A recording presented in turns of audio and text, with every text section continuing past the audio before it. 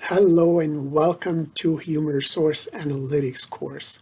I am Bahaudin Mujtaba and I have the pleasure of facilitating, teaching, and working with you in this course this term. I hope you're looking forward to this course because we're dealing with a very practical course where most of you are familiar with HR analytics. If not, I am almost certain that many of you have participated in HR analytics in one form or another.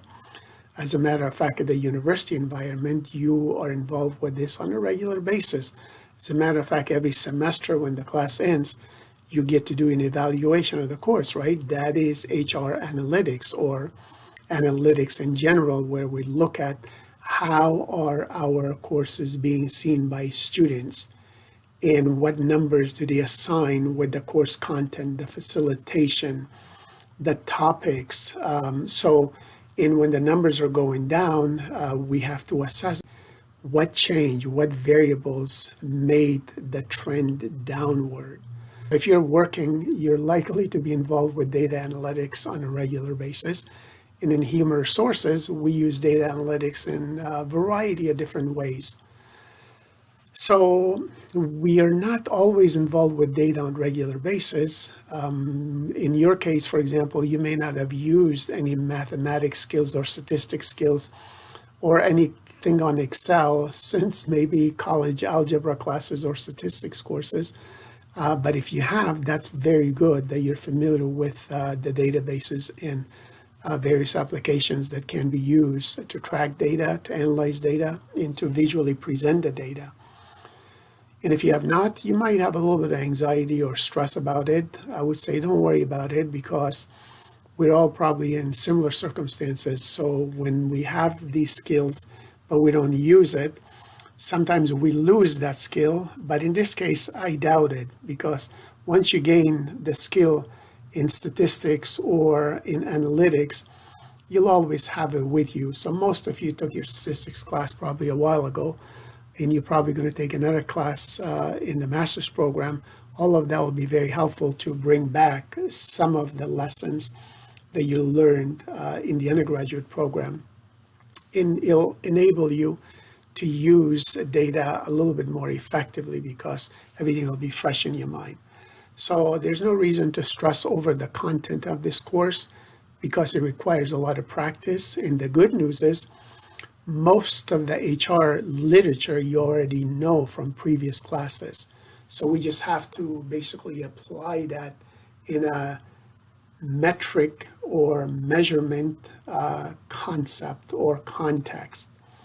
So, for example, if a company is not doing well regarding their sales, if we keep track of the data for, let's say, the previous 12 months, if we look at it the previous 24 months, 36 months, we can perhaps make a case for what changed and what should change. Because if we look at the last 3 years worth of data, chances are the next year will be of a similar trend unless there's an intervention, right? So there's a little bit of consultancy that comes into this, and you'll have to sort of put your consulting hat on and make recommendations. The same thing is true of employee turnover. If you cannot keep employees in a specific department or a specific company, you have to figure out what the cause or causes of that might be. It's not always the immediate manager that determines what employees stay. Of course, if you have a really, really ineffective manager or leader, she or he is likely to drive a lot of good employees out of the department or out of the company. But there might be other metrics and reasons for people leaving the organization. And it doesn't have to be always money or compensation. So determining the root causes of why people are leaving and why we cannot retain employees into the workplace is the goal for us here. And we would use numbers basically to do that. And in this class, we're going to talk about the life cycle of employee life cycle from beginning all the way to the end when they transition into retirement.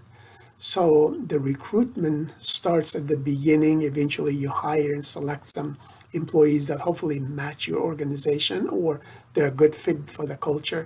And then for years and years, they stay in the organization. They become part of the culture. Eventually everybody leaves and retires. So you hope that you have them stay with your organization for as long as possible.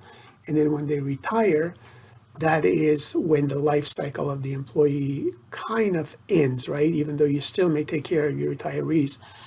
In the years to come, you might even have them come and work as a consultant on a part-time basis every now and then.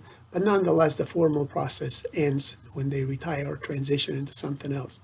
So the goal is to make their employment tenure as productive as possible by keeping them engaged.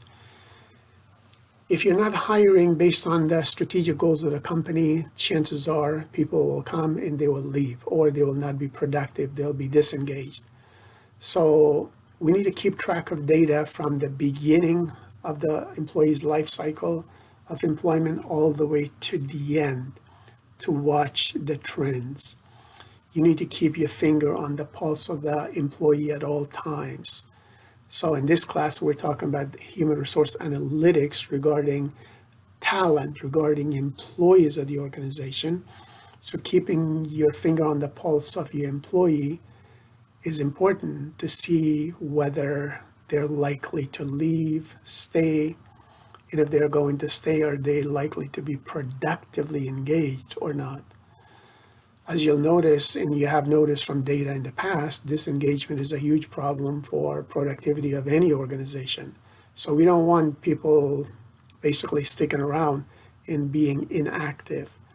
That's why employee engagement becomes so essential for success. So data basically means keeping track of what has been happening, what is happening, and what is likely to happen in the years to come. The good news is what is likely to happen in the years to come can be changed based on interventions, based on prescriptive analytics. So we have descriptive analytics, we have predictive analytics, and we have prescriptive analytics. This is where you put in your consultant hat and you make a positive difference by making recommendations according to the data, to the trends, according to the patterns. And once you implement the recommended strategies, you keep track of that data and you compare that with what was happening before that. So this way you can document the improvements and hopefully get more support for your initiative. So there's no reason to be anxious about the class, but my recommendation is just dive into the problem-solving process using Excel. Some of you probably are very good at Excel, but most of us don't use Excel on a regular basis. So therefore, we might need sharpening the saw a little bit. And the only way to do that is to just dive in and keep experimenting with Excel. And once we have the numbers or the outcomes that we're looking for, practice interpreting those results. So many of you are reading journal articles and the latest research by doctoral students, master's students, and faculty members and researchers from all over the country and perhaps from all over the world regarding human resources. But sometimes they use statistical numbers that do not really mean too much to us, right? But at least in this class, you're going to become aware of correlation numbers and standard deviation, sums, and averages, because you're going to practice those to create the numbers and also interpret what they actually mean and what should be done from here on. So that's the goal.